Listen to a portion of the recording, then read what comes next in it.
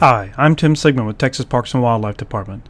Today we'll be discussing the progression from improved exotic grass pastures to quality native grassland habitats benefiting early successional species such as quail.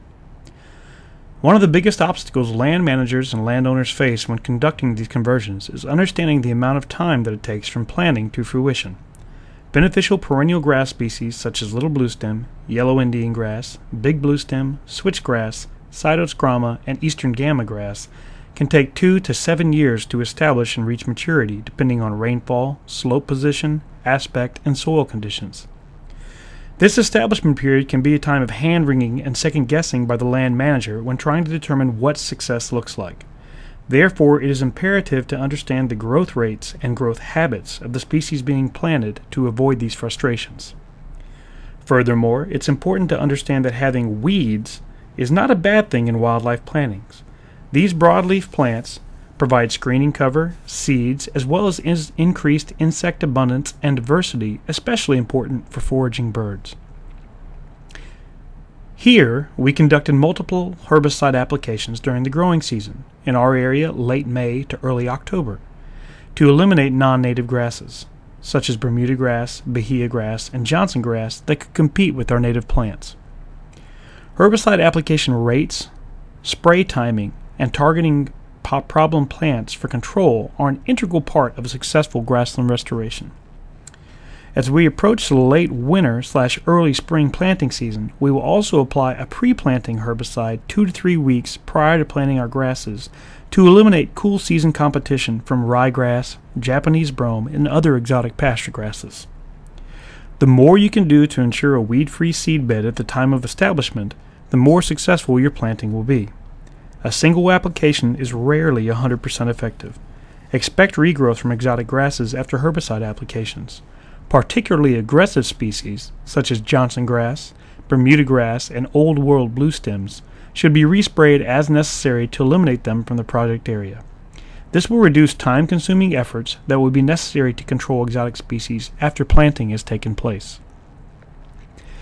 After satisfactory site preparation has taken care of exotic pasture grasses, establishing the native vegetation with various planting strategies is the next step in this process.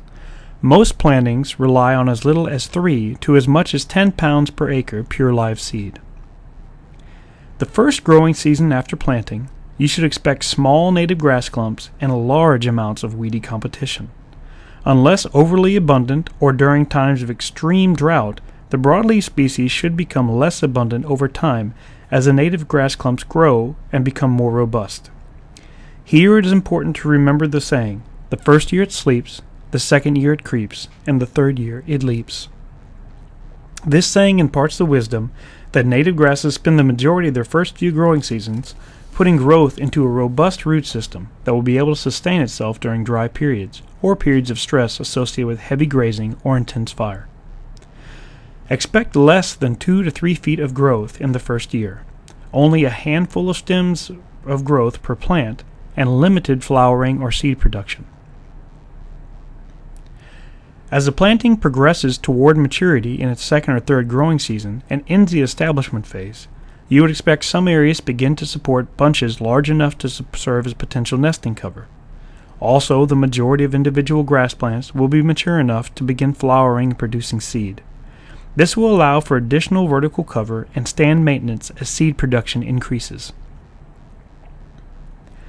At full stand establishment, approximately 3 to 7 years after planting, plants have produced large nest clump bunches, flower regularly under favorable climatic conditions, and are capable of recovering from periods of stress. At this point, maintenance activities are encouraged to sustain the grassland system and reduce the rapid encroachment of shrubs and trees that will try and establish over time.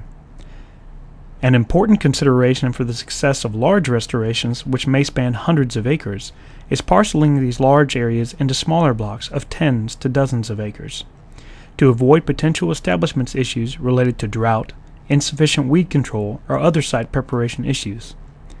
This will create diverse blocks of habitat in a small area by the nature of each planting's maturation process. These same restoration units can then be managed using grazing, fire, disking, and shredding, or a combination of these practices to maintain habitat conditions necessary for targeted species. In closing, remember that site preparation is often the most critical step in re-establishing native grasslands, and that the natural growth habits of these plants lend to measuring results in years, not months. Planning, patience, and proper execution of each restoration step will ensure success in re-establishing these important grassland systems.